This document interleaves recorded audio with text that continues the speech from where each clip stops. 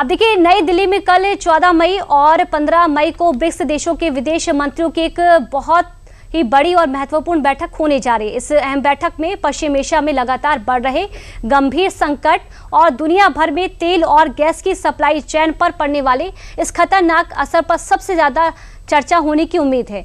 इसी कड़ी में आज कई विदेशी नेता नई दिल्ली पहुंचेंगे। भारत इस साल ब्रिक्स समूह का अध्यक्ष है और इस नाते वे 14 और 15 मई को राजधानी में इस 2 दिवसीय महाबैठक की मेजबानी भी कर रहा है। इस बैठक में इजरायल और अन्य देशों के बीच चल रहे भारी तनाव का मुद्दा सबसे ज्यादा हावी हो सकता है। इस पे बड़े स्तर पर चर्चा हो सकती है ताकि इसका जो समाधान है वो तमाम जो देश है मिलजुल कर बैठकर निकाले। भारत के लिए इस बैठक का आयोजन कूटनीतिक रूप से एक बहुत बड़ी जिम्मेदारी भी है जिसे वह बेहद गंभीरता से निभा रहा है। तो देखिए, इसको लेकर कहीं ना कहीं जो संशय बना हुआ है कि आखिरकार अमेरिकी जो राष्ट्रपति हैं डोनाल्ड ट्रंप इसमें मौजूद रहेंगे नहीं रहेंगे, इसको लेकर समय समय पर उनकी तरफ से जो बयान है वो भी सामने आई। ये तस्वीरें अब देखिए नई दिल्ली से है, जहां इंडोनेशिया के विदेश मंत्री सुगियोनो नई दिल्ली स्थित इंदिरा गांधी अंतर्राष्ट्रीय हवाई अड्डे पर पहुंच चुके हैं, जहां सुगियोनो ब्रिक्स विदेश मंत्रियों की बैठक में शामिल होने के लिए भारत की यात्रा पर हैं। वहीं ईरान के विदेश मंत्री अब्बास अरागची भी आज 2 दिवसीय ब्रिक्स विदेश मंत्रियों की बैठक के लिए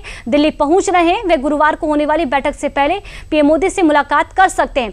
तो अब देखिए, तमाम जो प्रतिनिधि हैं, तमाम देशों के जो अध्यक्ष हैं वो यहाँ पर पहुंच रहे हैं और ये ब्रिक्स अपने आप में काफी महत्वपूर्ण है क्योंकि भारत इसकी मेजबानी कर रहा है। ब्रिक्स बैठक में ब्रिक्स के सदस्य और साझेदार देशों के विदेश मंत्री हिस्सा ले रहे हैं। विदेश मंत्री एस जयशंकर इस पूरी बैठक की अध्यक्षता करेंगे। टेबल पे जो बैठक आयोजित होगी इसको लेकर जो प्रस्ताव रखे जाते हैं इसकी अध्यक्षता खुद एस जयशंकर करेंगे। सभी देशों के विदेश मंत्री पीएम मोदी से भी एक खास मुलाकात इस दौरान करेंगे। हर किसी की जो निगाहें टिकी होगी इसमें राष्ट्राध्यक्षों की बात करें, चाहे डोनाल्ड ट्रंप की बात कर लें या बाकी राष्ट्राध्यक्षों की बात करें, रूस और ईरान के विदेश मंत्री भी बैठक में रहेंगे। इस दौरान पश्चिम एशिया के हालातों पर गंभीर चर्चा हो सकती है।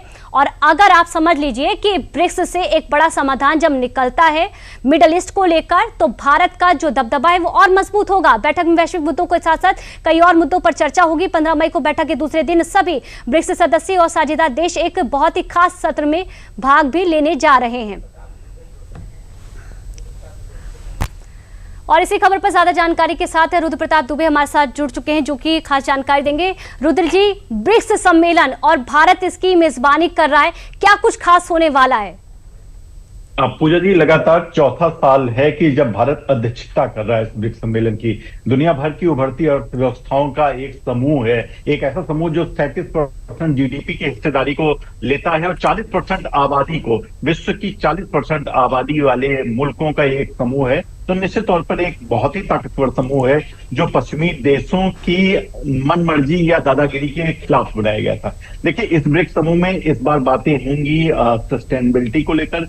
जिस तरह विश्व में राजनीतिक अस्थिरता बनी हुई है, लगातार ईरान या अमेरिका का युद्ध लेकर या रूस या यूक्रेन के युद्ध की वजह से तेल की कीमतें जिस तरीके से बढ़ रही हैं, उर्वरकों का दाम जिस तरीके से बढ़ रहा है, मुझे लगता है कि ये बढ़ती हुई कीमतें और बढ़ती हुई महंगाई इस बार प्रमुख मुद्दा होगा। साथ में वैश्विक अस्थिरता या राजनीतिक अस्थिरता से कैसे निपटा जाए, इसको भी लेकर कोई सुलह या समझौता का रास्ता खुल सकता है। जी रुद्र प्रताप दुबे जी, क्योंकि ये चर्चा की अब इसको लेकर बड़ा प्लेटफॉर्म है क्योंकि खटपट यहाँ पर नजर आई बीते समय राष्ट्रपति ट्रंप को लेकर, भारत को लेकर, फिर ये जो खटपट है वो समाधान में निकल कर आई, दोस्ती और मजबूत हुई।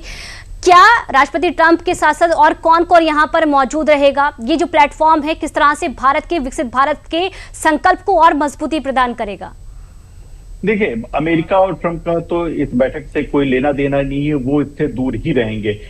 ये कहा जा रहा है कि चूंकि अमेरिकी राष्ट्रपति चाइना की यात्रा को उन्होंने हामी भर दी है, इसलिए चीन भी इस बार इस मीटिंग से आपको दूर दिखाई पड़ेगा क्योंकि वो उस दबाव में है कि अमेरिकी राष्ट्रपति अगर चाइना जाने से मना कर देंगे तो तमाम आर्थिक स्थितियां उससे प्रभावित होंगी। और साथ में उन्होंने कहा भी है, ट्रंप ने कहा है, जो इस ब्रिक्स की मीटिंग में भाग लेगा उसके ऊपर 10% अतिरिक्त टैरिफ लगाएंगे। तो ये दबाव की रणनीति के तहत अभी ये दिखाई पड़ रहा है कि चाइना थोड़ा सा मीटिंग में अलग होने की उसकी गुंजाइश है। बाकी हर देश पहुंच रहा है और वही जो आर्थिक स्थिरता की बात होती है, राजनीतिक अस्थिरता की बात होती है, उस पर बातचीत करने की संभावना है। जी अब देखिए ना रुद्र जी, क्योंकि मिडिल ईस्ट को लेकर पीएम ने भी अपील की, सीएम तमाम राज्यों के इसको लेकर लगातार कमान संभाले हुए हैं। रुद्र जी, आपसे ये समझना चाहते हैं यहाँ से एक बड़ा जो समाधान है क्या भारत की तरफ से निकलेगा, क्योंकि मिडिल ईस्ट में जो युद्ध चल रहा है ना, इसको लेकर भारत झेल रहा है इसको दंश को, कहीं ना कहीं पूरा जो विश्व वो इसकी चपेटे में आ रहा है, और जब यहाँ से समाधान निकलेगा तो भारत को किस तरह से एक बड़ी जीत मिलेगी और उपलब्धि मिलेगी? पूजा जी, बिल्कुल सही सवाल। देखिए, आप इधर पिछले एक महीने में सारी स्थितियां बदल गई हैं। पिछले एक महीने में ऑस्ट्रेलिया के प्रधानमंत्री ने जनता को संबोधित करते हुए अपने यहाँ तेल की कीमतों के घटाने के लिए कारपूलिंग की सलाह दी। थाईलैंड में आप देखें कि वीक को बुधवार को छुट्टी घोषित कर दी गई। श्रीलंका में भी जस्ट ऐसे ही किया गया। फिलीपींस में 4 दिन का वीक डेज कर दिया गया। यूरोपीय यूनियन ने कहा कि जितनी भी मीटिंग्स हो ऑनलाइन ली जाए। तो पूरे विश्व में इतने वक्त तेल की कीमतों को लेकर, उर्वरकों की कीमतों को लेकर अस्थिरता है और महंगाई बढ़ने के संकेत है। निश्चित तौर पे इस तरह की बड़ी मीटिंग इतने वक्त भारत की अध्यक्षता में होना भारत के कद को बढ़ा रहा।